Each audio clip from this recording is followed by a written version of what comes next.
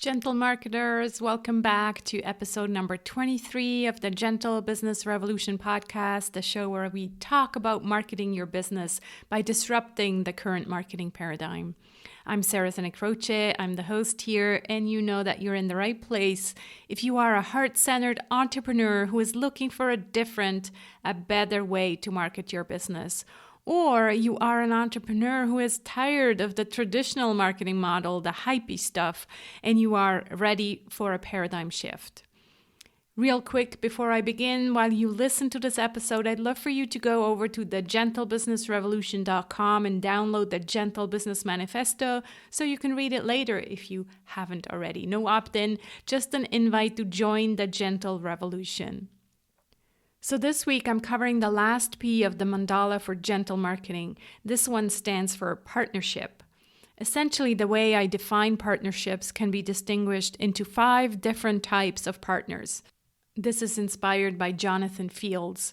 So the 5 types are peers, partners, also sometimes called joint venture partners, mentors and coaches, community, and team members. In episode 8 and 15, we also talked about partnership, so do check those ones out as well. Episode 8 is about masterminds and how to find one, and episode 15 is about using partnerships as a marketing strategy. Today, I'd like to talk about mentors and coaches. And don't worry, this is not an episode where I sell you my business coaching. I'm still recovering from episode 20, where I took you through my gentle marketing sales page. If there's one thing I would do differently if I started over today, then it would probably be working with a coach earlier on in my business. I waited too long. I thought I couldn't afford it, so I bootstrapped for many, many years, making all the mistakes. I don't regret making the mistakes. It has definitely helped me become a better coach, but I do think my journey would have been much easier and probably also less alone. By now, I have spent thousands of dollars in coaching, and I don't regret a single penny.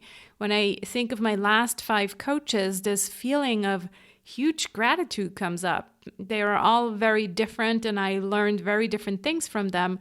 But what they all have in common is, I guess, the same worldview.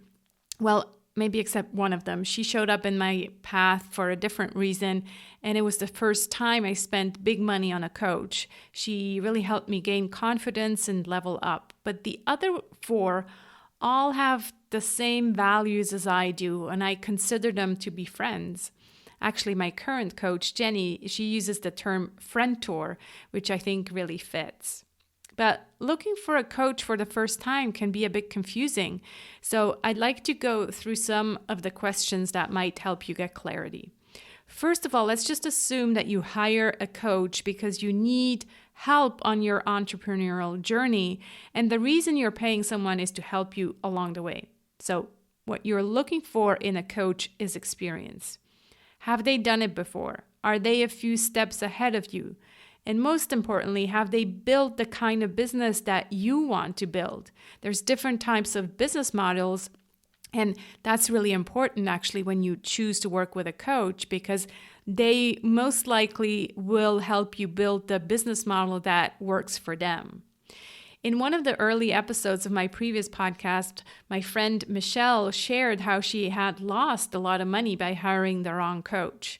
It's not that the coach wasn't experienced, but she insisted on using the approach that had led to her success, which in her case was selling from the stage. Unfortunately, this method really didn't work for Michelle, who's a fellow introvert. And just thinking about having to sell from the stage, oh my God, gives me a knot in my stomach. So you can listen to that episode at sarahsanacroce.com/episode 57. I think it's really important to understand that when you choose a coach, you really need to pay attention to their business model as well. Also, ask yourself if there's one specific topic that you'd really like to cover and find out if this coach can help you with that. For example, I hired one coach because she was great with copy. The way I knew that is because she had been blogging for many, many years, and she had even developed an app to help people with the perfect email subject lines. So I knew she was good at copy, and of course I liked all her copy. And so I hired her to help me actually with this, with the sales page for the Gentle Marketing Revolution program. And then Jenny, my current coach, I hired her because I'm currently writing a book, as you know, and she has published 2 books actually with a publisher. And so I wanted someone who had gone through that experience so that I can learn from that. And I hinted at it before, but it's worth repeating. I really recommend looking for a coach with the same worldview. They don't need to be your twin, but I believe it helps to have the same core values. How will you know? Well, you can follow them on social media, check out their About page. If they have a podcast, you can listen to that. I mean, there's so many options nowadays to stalk someone before you, get on a call with them.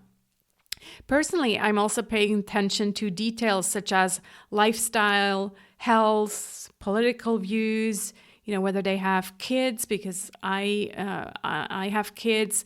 So really, all of these things matter. And I know that since I'm taking self-care, physical health, and mental health very seriously, so I'd expect the same thing from my coach. And finally, if I spend my good money on someone, I'd want to know that they are investing in themselves as well. So do they have their own coach? Do they read a lot, attend trainings, conferences, etc., etc.? So how and where do you find a coach? Well, again, social media is one place. Recommendations, I think, really matters here. Podcasts, masterminds. Oftentimes it's by paying someone for a small program, getting to know them a little bit, and then being ready to work one-on-one with them. And once you found a coach, find out how they work. Will you get one-on-one time with them? At what frequency? Is there a minimum engagement? Yeah, one thing I will try to stay away from is a yearly engagement. With my last coach, I felt that after 6 months that I had gotten the value for my investment and I was kind of like ready to move on. So if possible, don't pay up front for an annual engagement. Yes, transformation takes time, but sometimes it can take less than a year. And at the time of engagement, your coach doesn't really know how long it will take you, how fast you will implement, and all of that. 3 months minimum is pretty normal. 6 months makes sense. And anything beyond that, I'd rather rediscuss after the first 6 months are over.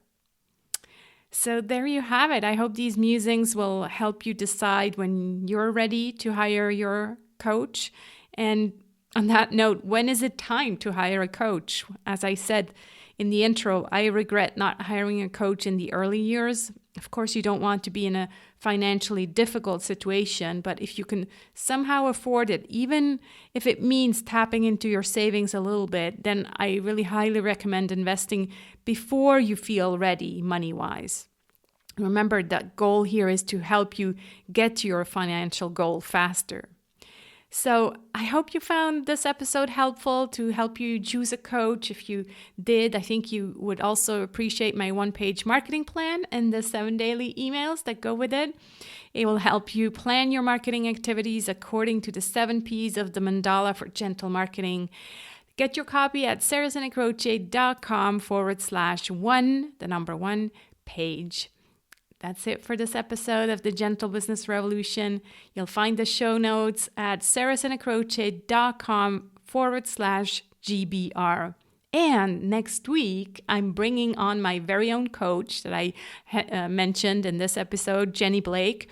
She will talk to us about heart-centered launches, and I really think you'll love it. So tune back in next week.